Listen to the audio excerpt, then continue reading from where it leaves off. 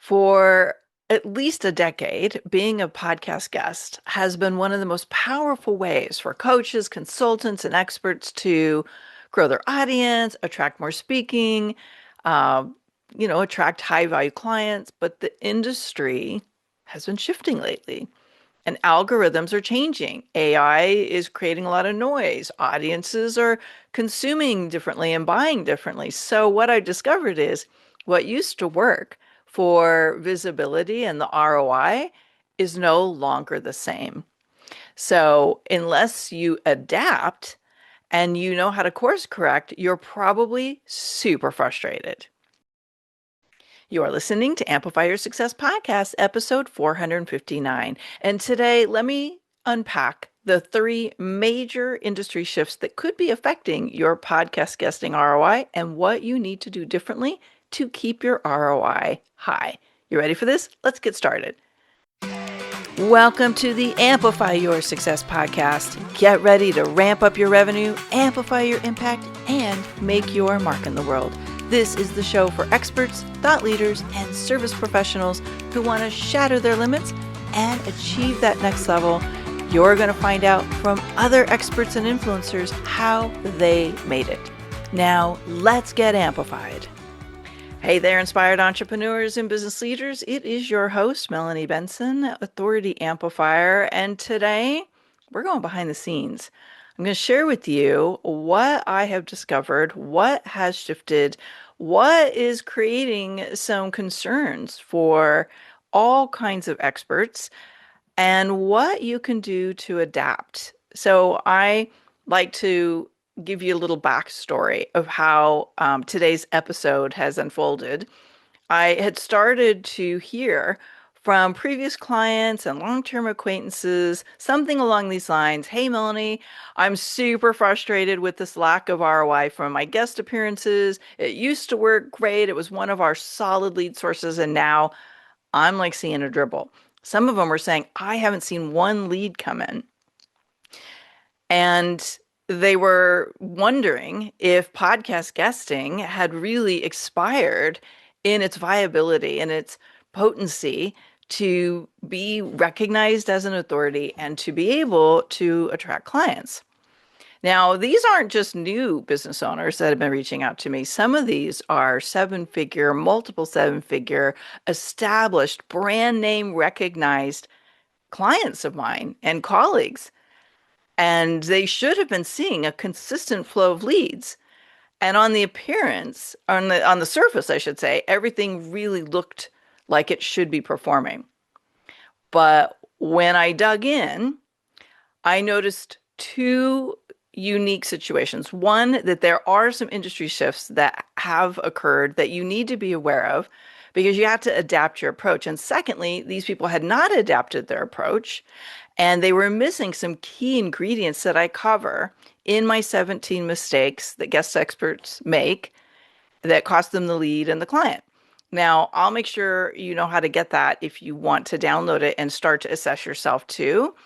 But what I did is I put them through our auditing process and they booked in for strategy on how to create not just a powerful message that gets listened to, but that actually moves people into action. And so it's been really interesting to see the results that are coming through, having made just a few really minor but powerful tweaks in their positioning.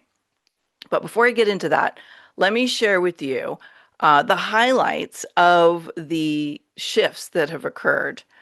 Now, there's three key shifts, and the first one you probably have noticed already. We've seen this surge of AI. We've seen people start to catch on that content is a very, very powerful mechanism to attract clients. And so what happens when something gets popular? Okay, everybody starts to do it. And with everybody starting to do it and this rise in AI, what's happening is we have content saturation. Go on any social media platform, go open up your emails, and what do you have? You have so much stuff coming at you, right? And so what happens when your audience is overloaded? Or sorry, when saturation's high, is your audience gets overloaded. And we're seeing the same thing happen, whether you're consuming video, you're consuming podcasts, you're consuming content online, you're watching reels, whatever it is, it's noisy and it's crowded out there. Not only is there a lot of energy and a lot of noise, and we've got a lot of stuff going on in the US with creating all kinds of distractions, this surge in AI use is pumping generic content out at record speed. Now, some people have learned how to really hone in their AI tools so the content's a little more rich and unique, but most people don't really know how to do that. So it's just AI generated noise. And people are starting to look at all of this content and go, I don't know what's real. What can I trust? What is actually, something I can count on? And so, with all of this content competing for people's attention, people are tuning out. Podcast listeners are tuning out. Video audiences are tuning out. They're not necessarily consuming at the same rate. And those that are skipping through, they're looking for the stuff that really pulls them in. Okay, so when attention spans shrink, it's super important to recognize your job is to be relevant, to build trust, and to find the edge of the conversation that's being ignored and turn up the volume on that. Okay, so inside every shift that we're experiencing, there is an opportunity if you know how to use it and adapt with it. And the opportunity that's really presenting itself here is you have to learn how to create compelling conversations that hit hard. Okay, when we talk about hitting hard, it means like you want your conversations, your content to like move people energetically, emotionally, and you want them to go, I can't sit with this anymore. Hey, you want them to feel something. And what's happening is there's just so much general stuff, and a lot of people have gotten complacent. Let's just face it. If you've been in business a really long time, you've probably been like me, where you're like, I don't want to have to figure it all out again. But right now, you need an edge. You need fresh. You need disruptive, new and information that brings energy and a desire for transformation. Because honestly, people don't want more information. They want to feel something. They want to be moved. And what's moving the needle right now is the opportunity for a situation they're just so tired of to be transformed. Okay, so the opportunity in shift number one is compelling conversations and content that hits hard. All right, here's shift number two, and this speaks really directly to the podcast industry. And I, having really like immersed myself in both sides of the microphone as a host and as a guest, what I can tell you is that we have had massive industry growth. So, yay, podcasts keep growing. People keep starting them. People recognize the value of being a guest, right? So, there's a surge in this market right now. But in that surge, there's also a saturation. And here's what is happening from what I hear from podcast hosts like myself. And we do commiserate a little bit and we share experiences. And across the board, I'm hearing similar stories. And that is hosts are drowning in generic AI generated pitches that are so off for what they would even say yes to that they're ignoring them. Matchmaking sites are really on the rise, which is great because it does give you another opportunity if you want to be on more shows. But the mismatched quality of guests to show is high. So a lot of higher profile, more popular shows, they're not really looking at the match sites. And we're noticing, and again, like if you've been falling into this trap, just know there's a solution to it. But there's a way too many mediocre guests who are misrepresenting the quality of what they can bring to the shows. And sadly, and again, like this is just across the board. And if you're a host and you're experiencing this, I see you, I get it. Guests are booking in. They're either being pitched by an agency or they're using the matchmaking site and they are recording and ghosting. They're not invested in co-creating a successful episode together. They don't understand the full spectrum of what it means to run a podcast. And, let's just say it what it is. Like they just want the visibility and they're not willing to contribute to the outcome.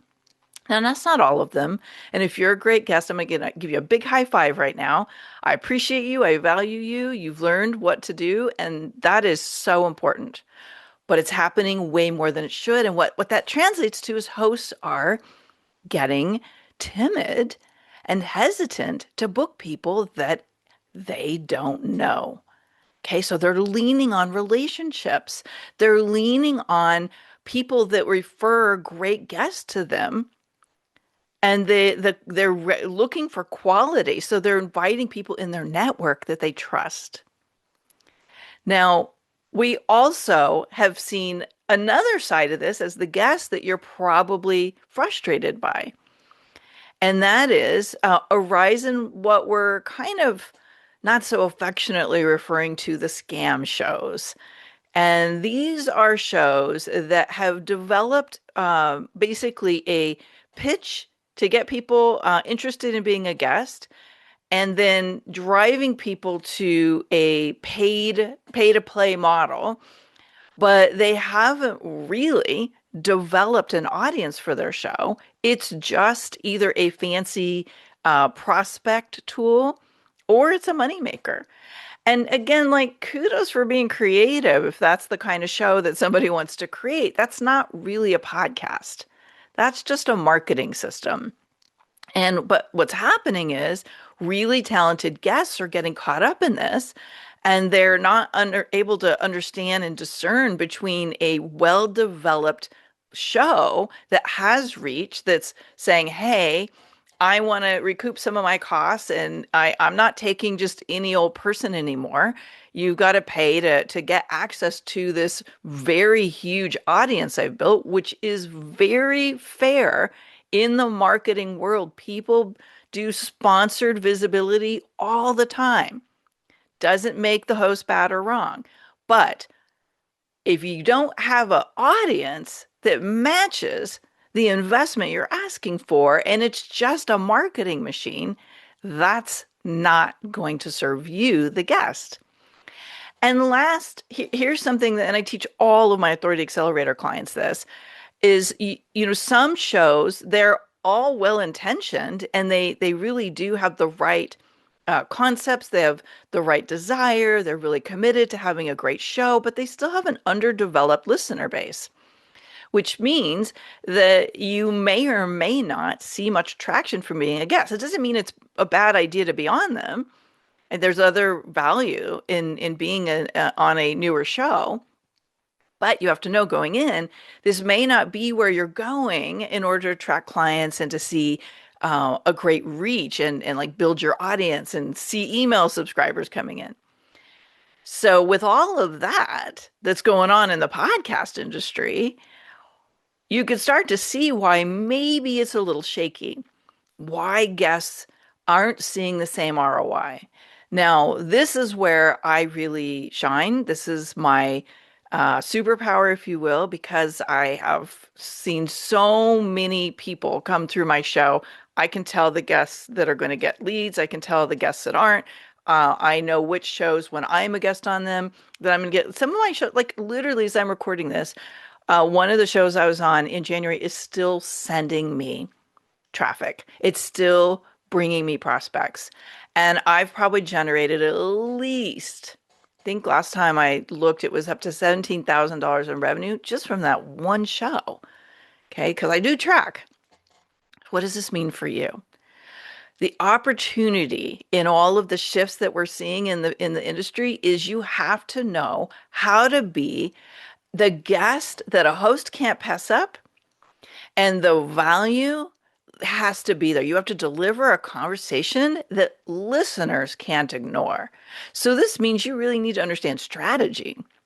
You need to understand the strategic alignment that is required to produce a result. Now, it may not be the same result we saw in the heyday.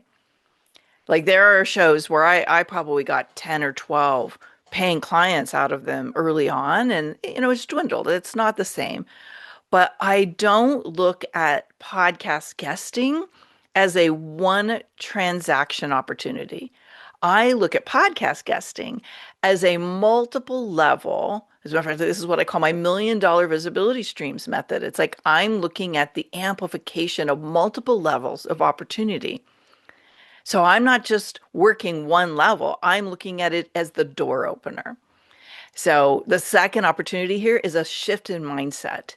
You have to stop focusing on what's the immediate ROI and start focusing on what's the amplification, what's the compounding effect I can create with the right message on the right show in front of the right audience. See where I'm going with that? And again, I'll make a plug for my 17 mistakes resource. We'll link it up in the show notes here.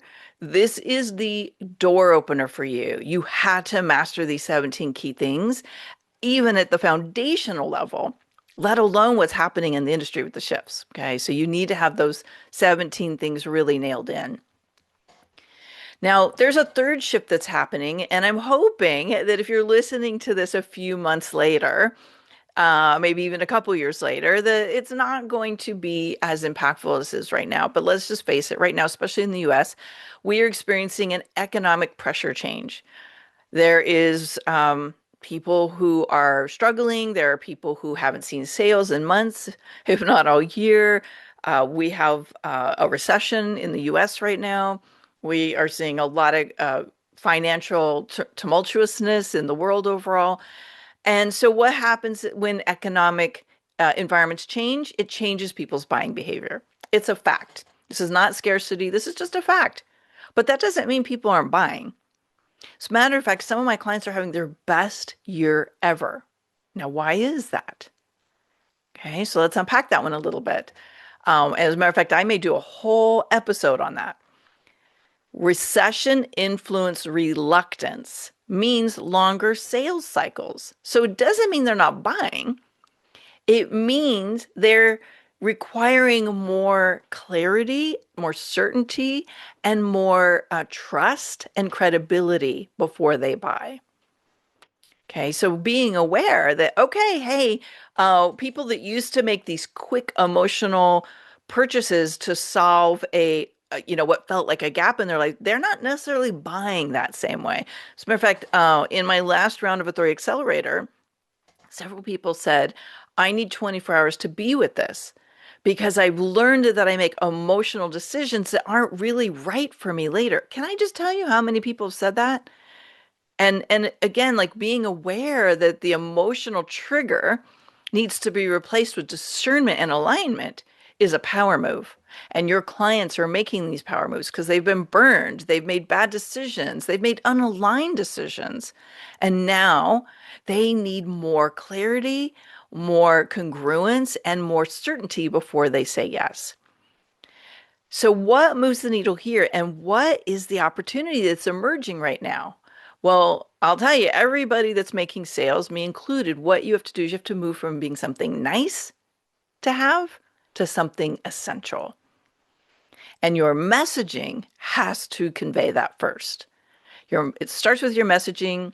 It leads to what I call your sales trigger, which is an event that you might host, whether that event is a podcast guesting opportunity or your own podcast or a summit or anything that you do. That positioning has to convey the essential nature of solving the problem now and that you can be trusted to do so. And this requires some adapting. Sometimes people have gotten, again, like complacent with their messaging and they're like, why is it not working anymore? Because it's a nice to have. People aren't trusting that it'll work for them. People have been burned. Move the needle, enhance the messaging, and here's the real opportunity, get strategic. Okay, so I feel very fortunate that people recognize and value my expertise in this area. And I think it is because I have a top 1% show. I have made plenty of money as a guest on other people's shows. I really see the value beyond the first interview, and I know how to convert those conversations into ongoing strategic alliances, you had to get strategic. This is the key adaptation strategy that I will tell you, all of my new clients, they're like, yeah, if I'm being really honest, I'm winging it. I haven't been strategic. I'm not telling strategic stories. I don't have a golden thread built, which is basically everything has to build these micro desire nuggets are building on each other, from the topic to the talking points to your invitation to work with you, or even just get your free lead magnet. If you're winging it, I guarantee you are leaving money on the table. One of my clients is a very well-known leader in the personal development world, made millions of dollars, and they're like, why is this not working? Why are we not seeing more from the podcast guesting? We want to turn up the fire here. And, the admittance was, yeah, I'm like winging it here. I'm not strategic. I haven't dialed in my topics. We haven't really like thought about the profit path. So we dialed all of that in, every single piece, from the topic to, like the flow of what to really talk about that's going to move people and be so relevant and energetically expansive to them that they're like, how do I get more? And, shifting like the invitation, instead of going, yeah, go to my website. No, that doesn't work. You need something that is so enticing they can't walk away without saying yes. And that's strategy that delivers a new ROI. So yeah, we're seeing a lot of changes in the industry, and you do have to adapt. You have to adapt your message, you have to adapt your mindset, and you have to adapt your strategy. But fundamentally, if you don't even have a strategy, you got to get that in place first. Okay, and I love doing this. I love seeing the light bulbs go off. I love seeing, my really successful clients and my newer clients who they're like, I really want to get this right out of the gate. Like, yeah, let's do it right. Let's get the right conversations in front of the right audiences with the right profit path, so you are getting an ROI, and it is possible. Regardless of what you see going out there, the reason why 90% of people aren't seeing an ROI, they're winging it. They don't have the strategy, they don't have the right message, and they don't really know how to hold the energy in the conversation. So if that's speaking to you and you want to do something about this, you've got two options. One, go download my 17 Mistakes lead magnet. And if you're like, holy moly, I need to do something about this, reach out. There's instructions in there, how to book a consult with me. And we'll talk about what it might look like to do a strategic remapping of your talk so you can start seeing better results. And if you don't want to mess around with that, or you already have it and you're really, really ready to do a higher ROI on every episode that airs, slide into my DMs, give us an email, and just say, hey, I need to really revamp my podcast guesting, and we'll talk. So what I'd love to hear from today's conversation is, what are you noticing in the industry that's shifting? And are you willing to adapt to be able to keep impacting the world in a bigger and more meaningful way? Thanks for tuning in today, Amplifier. We're going to keep this conversation going, and I want to hear from you how you're going to amplify your authority and make a greater impact. Before you go, please take a minute to give our show and our guests some love over on your favorite podcasting platform. Subscribe, rate, and review. Leave your full name, and I'll spotlight you and your authority on social media.